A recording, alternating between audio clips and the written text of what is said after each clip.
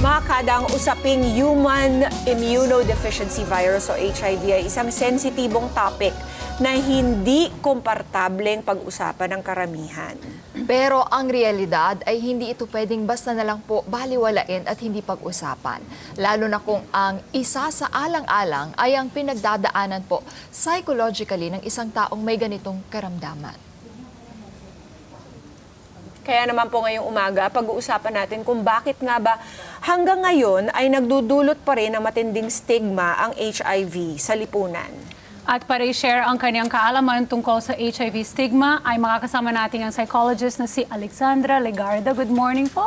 Good morning, Welcome to Kada Umaga. Good morning. Thank you for having me. You look so young, Doc. Thank you. But I'm really 28, so there's some age there. Welcome to Kada Umaga. Alright, pag-usapan natin Alex, ito. nakakabahala itong nakikita nating mga reports lately about the number of cases here in the country when all the other, where cases are dropping everywhere else in the world, dito naman sa Pilipinas, pataas ng pataas ang mga kaso ng merong HIV at AIDS. Ano ba ang dahilan kung bakit may stigma pa rin ang karamihan pagdating sa usaping HIV? I agree na alarming yung rise in cases. But I think a lot of the stigma kasi galing sa lack of information that spread around din. Or parang lack of awareness in terms of it. Kasi ako, admittedly, mas natutunan ko lang yung tungkol sa HIV nung may client ako na nag-positive. And then, siya pa yung nag-explain sa akin kung bakit hindi na siya as alarming as it was decades ago.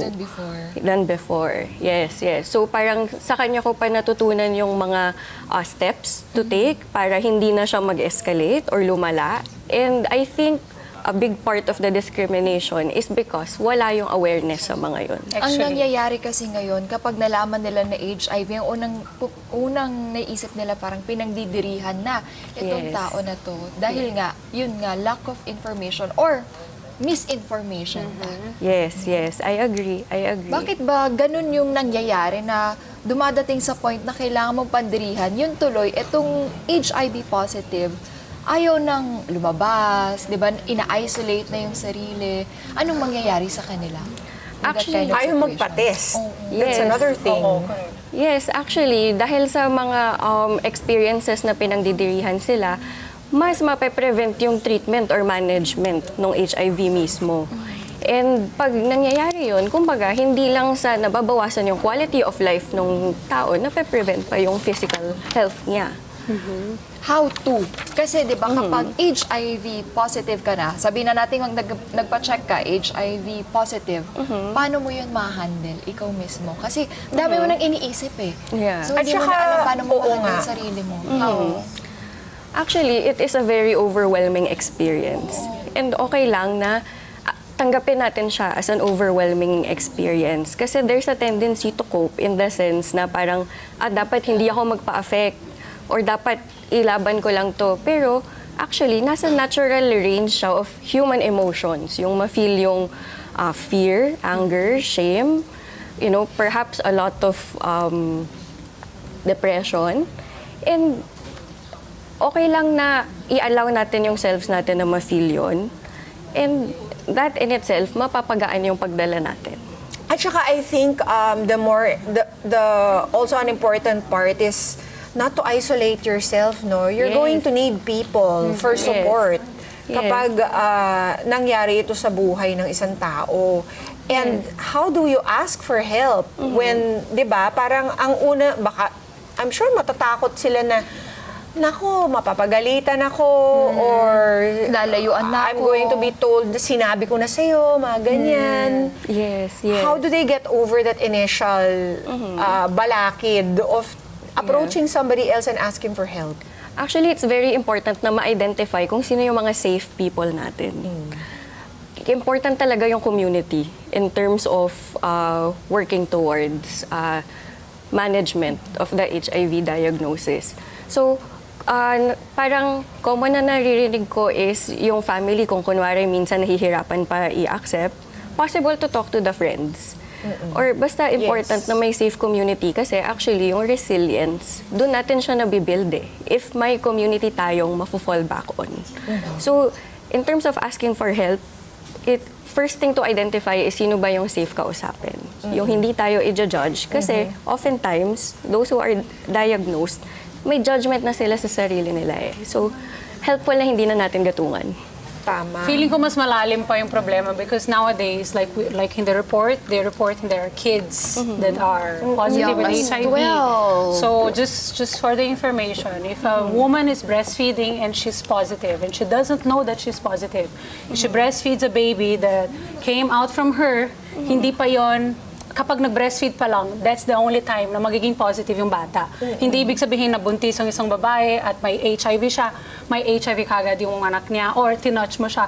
Hindi ganon. So there are certain things na, that causes with the how you interact between people, which we can't talk on TV about it, but that's how you interact between people that causes the HIV that could lead to AIDS, which is more complicated. Pero pag HIV pa lang siya, may mga medicines that are actually free from the government, and it will be undetectable in the body of the person carrying HIV if they're under medication. So, possible na naglalakad ang isang tao, positive pala siya, pero under medication siya, undetectable siya. Tama po ako? Pero pwede pa rin siyang makahawa. Pwede pa rin siya makahawa, at kung mabuntis po ang isang HIV positive na tao, wag na siya magpa-breastfeeding para hindi mahawak doon yung mga The transmission is through the breast milk. Yes, breast milk or sexual intercourse, which is bodily fluids Correct. like blood. yes. Yun.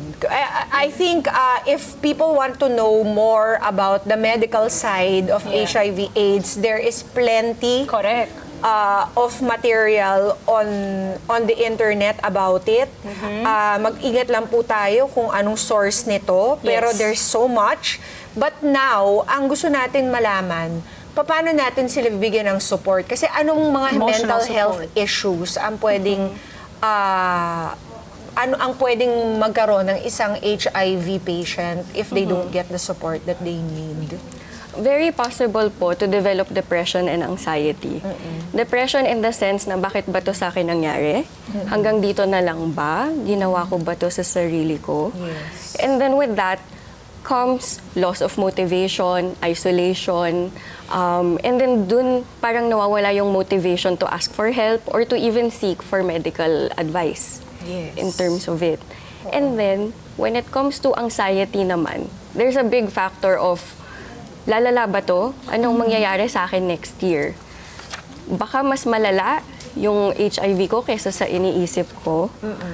And then, there's also that aspect of social anxiety in the sense na, okay, baka mamaya i-reject ako ng community ko. And then that in itself prevents them from going out. So, mas na-isolate.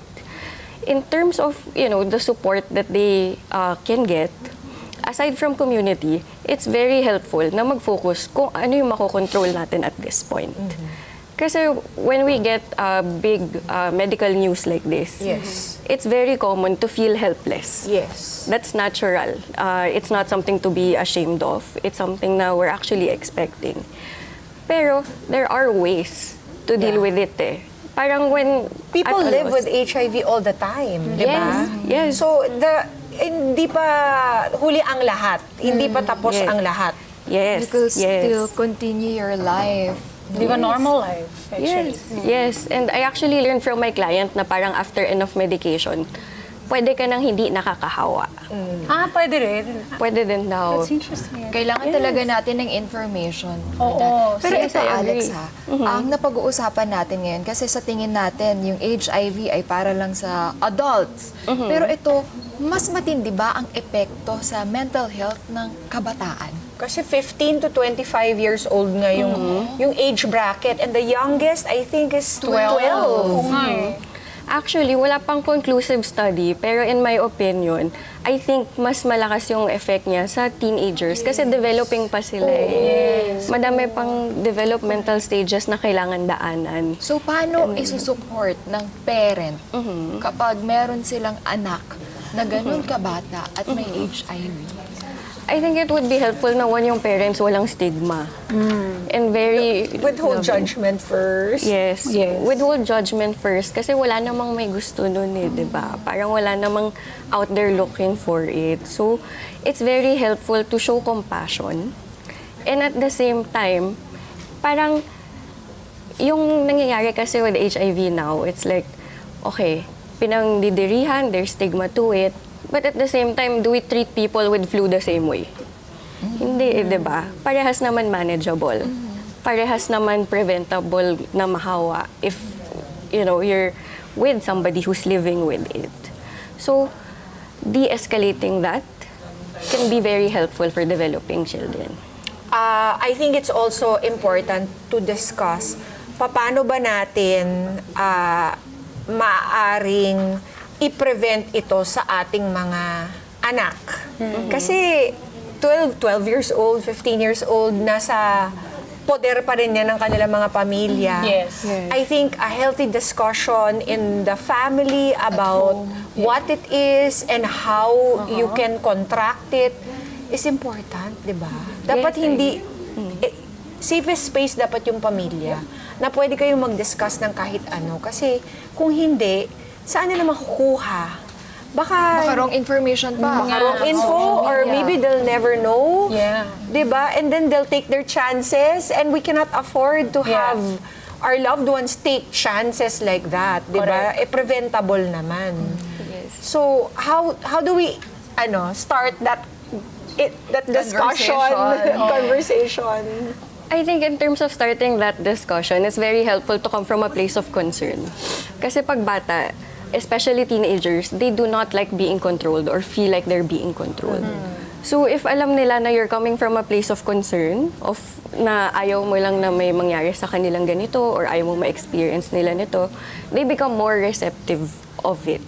And if rules must be, imposed, a simple, okay, no exchange of fluids muna, would be very helpful already. Yeah, I think as in everything, you have to be a safe space, you have to be approachable, withhold the judgment muna. Any last words, Alex, to our Kadas about paano ba sila magiging a positive source for someone na going through HIV? Okay. In terms of that, it's helpful to approach with curiosity and compassion. Kasi mabigat na yung dinadala eh. Parang it's very helpful to approach from a place of wanting to know instead of wanting to judge. And at the same time, if you want to support somebody and you don't know how, a simple ask of anong kailangan mong tulong today or paano ko magiging source of support for you or how can I be of help for you is already a big step. At saka siguro, don't be afraid to get yourself tested. Yes. If you feel like nagkaroon ka ng rashes out of nowhere, or usually you get like sores in the mouth, di ba? You get tested in a barangay clinic. Actually, you can get tested anywhere. It's free. Even yung advocacy that I have, the Red Whistle, we test people with prick of a finger lang, yung hindi talaga masakit. And it's, of course, we don't tell anyone. That's confidential. Between you, only you are the only one who opens your envelope kung ano yung result doon. And wala lang, hindi siya masakit. And then you will be guided kung anong dapat. May medicine din yun. Katulad ng sabi ni Doc kanina, sometimes, bukod sa undetectable, hindi nga na siya nakakahawa. So we're getting into a scientific point na pwede na rin nating itong, hopefully, in the future, i-cure na. Diba? Pero manageable na siya ngayon. Kasi why is it so important to have early detection, especially for this? Well, while it's still a virus, the HIV virus, right? And then once it becomes AIDS, mas complicated po siya i-treat compare sa HIV na mas manageable po siya, especially under medication. So, wag po kayo maging mahiya or matakot or I don't know, wag nandidiri din sa sarili niyo kasi hindi niyo kasalanan yon. Sometimes nga even yung mga bata, like I said, if mabe-breastfeeding yung isang tao na positive siya at hindi niya alam, pwede niya ipapasa yun doon sa isang inosente na bata na kailangan din i-manage po. Kaya maraming pong salamat, Doc. Alexandra, Legarda, for sharing your knowledge with us. At sa mga gusto magpakonsulta po sa iyo, may social media po ba kayo? Pwede yan sa amin? Yes, you can book sessions with me through @mindmatters.ph on Instagram. Thank you, Alexandra. At nakakalungkot po talaga na pagdating sa usaping HIV ay marami pa rin po sa atin ang hindi nakakaintindi. Pero hindi ito dahilan para ito ay basta na lang nating sukuan at hindi maintindihan.